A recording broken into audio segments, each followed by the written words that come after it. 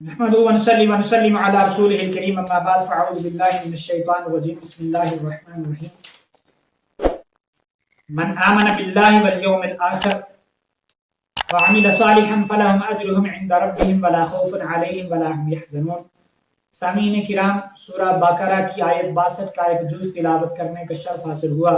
فرمایا من آمن باللہ والیوم الآخر، وہ لوگ جو ایمان لائے اللہ پر اور آخرت کے دن پر اور نیک عمل کیے۔ وعمل صالحا فلہم اجرہم، ان کا اجر ہے عند ربہم، ان کے رب کے پاس، ولا خوف، ان پر کوئی خوف نہیں ہوگا، ولا هم یحزنون، اور وہ غمگین بھی نہیں ہوں گے۔ اب من آمن باللہ والیوم الآخر، پہلے 4 گروہوں کا تذکرہ ہو گیا۔ اب آمن باللہ، یہ یہاں سے ان لوگوں کا تذکرہ اللہ فرماتے ہیں، ایک اصول اب بتایا جا رہا ہے کہ جو اہل ایمان یہود و نصارہ اور سابی، تذکرہ ان کے کرنے کے بعد اصول بیان فرمایا۔ من آمن باللہ، ہر کوئی کہتا ہم حق پر ہیں، حق کن پر ہے؟ من آمن باللہ، جو بھی اللہ پر ایمان لائے گا۔ تو حضرت حکیم الامت حضرت مولانا اشرف علی شاہ اشرف علی تھانوی رحمۃ اللہ تعالی علیہ نے خوبصورت بیان اس کی بات بیان فرمایا یہاں پر اللہ تعالیٰ نے کلام میں ایک بلاغت اور ایک خاص وقعت پیدا کی ہے، تو ان جملوں سے ایک خاص شان پیدا ہو گئی۔ اس کی مثال ایسے ہی ہے جیسے کوئی حاکم، کوئی بادشاہ وہ ایسے اعلان کرے کہ ہمارا قانون عنایات کا، دینے کا، نوازنے کا عام ہے، وہ مخالف ہو یا موافق ہو، ہم موافق اور مخالف دونوں کو دیں گے۔ کیوں؟ جو کس وجہ سے؟ جو اطاعت کرے گا، جو فرما برداری کرے گا۔ تو یہاں جو ماننے والے ہیں، جو دوست اور دشمن کی تمیز کے بغیر جو اطاعت کرے گا، ہم اس پر نوازشات کریں گے، اس پر عنایات کے دروازے کھول دیں گے، یہ بادشاہ اعلان کرتا ہے۔ تو یہاں پر بلاغت پیدا ہوئی، جو موافق ہے تو دوست ہے، جو اپنا ہے وہ تو مانتا ہی ہے، وہ تو فرما برداری کرتا ہے تو اپنا ہے۔ تو یہ دوسروں کو کہا جا رہا ہے کہ اگر تم بھی سنانا ان کو مقصود ہے، لیکن دونوں کو کہا جا رہا ہے، دوست اور دشمن، کوئی بھی بغیر تمیز کے جو بات مانے گا اس کو نوازا جائے گا،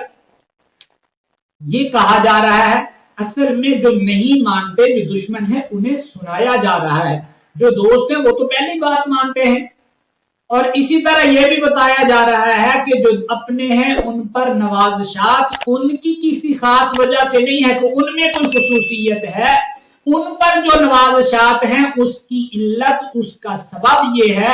کہ وہ بات مانتے ہیں، وہ فرما بردار ہیں۔ اس لیے اس علت اور سبب سے، یہی علت اور سبب اگر تم لوگ اختیار کر لو گے جو مخالف ہو، تو تم پر بھی ہماری نوازشات ایسے ہی ہیں۔ تو یہ اللہ نے فرمایا من آمن باللہ، یہ جو مسلمانوں پر میری نوازشات ہیں یہ تم پر بھی ہو سکتی ہیں یہود و نصارہ، کہ تم تمام کام چھوڑ کے آؤ میرے دروازے پہ آ جاؤ، مجھے مان لو۔ وہ علت اور سبب جو اہل ایمان کی نوازشات کا علت اور سبب ہے وہ تم بھی اختیار کر لو، تم میرے فرما بردار بندے بن جاؤ۔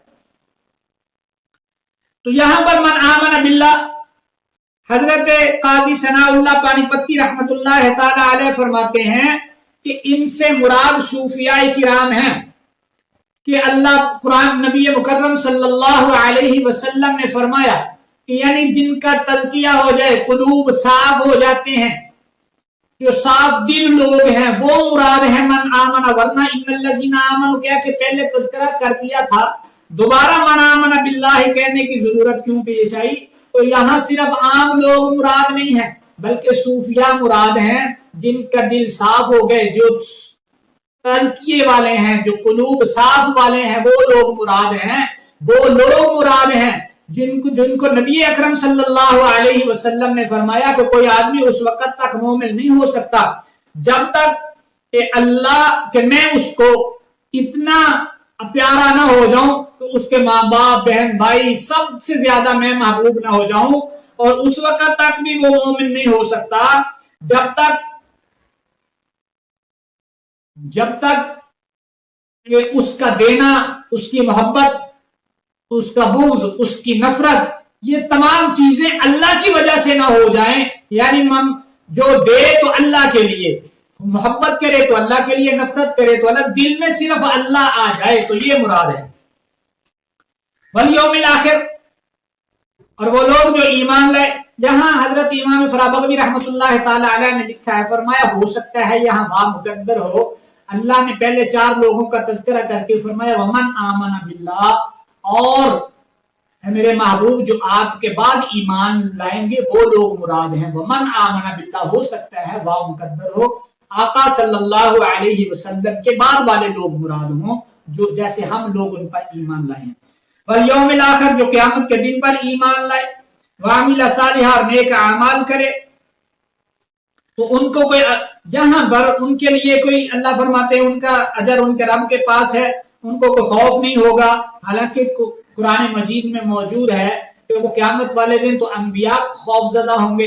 تو یہاں پر ایک لاجواب بہت ہی خوبصورت توجیہ بیان فرمائی ہے، کیا پیاری۔ حضرت حافظ ابن تیمیہ رحمۃ اللہ تعالی علیہ فرماتے ہیں کہ جملوں پر غور کریں، اللہ نے فرمایا لا خوف علیہم، تو اس زمانہ ماضی کو بیان فرمایا، لا یخافون نہیں فرمایا، آنے والے زمانے کا نہیں فرمایا، بلکہ فرمایا اب ان کو کسی کا ڈر نہیں، کہ انہوں نے اپنا آپ اللہ کو دے دیا، اب ان کو کسی نفع نقصان دشمن کسی چیز کا کوئی خوف نہیں ہے، یہ اب کی بات ہے، مستقبل لا یخافون کی تو فرمایا ہی نہیں ہے، وہ قیامت کے دن کی تو نفی کی ہی نہیں ہے، اور جب حزن کی باری آئی تو کہا ہے ولا ہم یحزنون، وہ غم زدہ نہیں ہوں گے، وہاں مستقبل کی بات فرمائی ہے، وہاں لا حزن لہم نہیں فرمایا ہے، چونکہ اب انسانی طبعی تقاضوں کے مطابق اب غم ہوتا ہے، دکھ ہوتا ہے، افسوس ہوتا ہے، تو حزن کی نفی فرمائی تو زمانہ حال کی نفی فرمائی،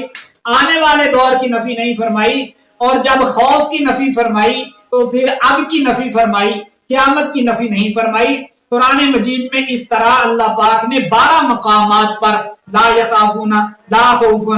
لا ولا هم یحزنون، یہ جملے 12 مقامات پر اللہ نے بیان فرمائے ہیں۔ اللہ سمجھنے عمل کی توفیق عطا کرے۔